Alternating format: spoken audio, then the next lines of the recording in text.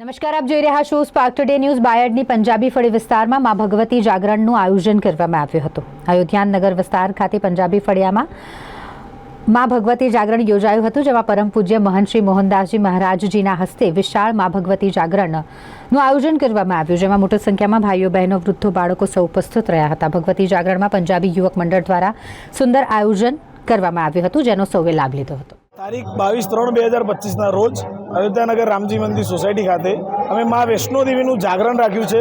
અમારી કુળદેવી વૈષ્ણોદેવી એમનું જાગરણ રાખવામાં આવ્યું છે અને બાયડની અમારી સોસાયટી અયોધ્યાનગર સોસાયટીના લોકો અને આસપાસના તમામ સમગ્ર લોકો રહીશો અમારે ત્યાં જોડાયા છે અને ખૂબ આનંદમય એવું વાતાવરણ બન્યું છે અને ખૂબ સરસ મજા આવી રહી છે. ભક્તિમય વાતાવરણ થઈ ચૂક્યું છે.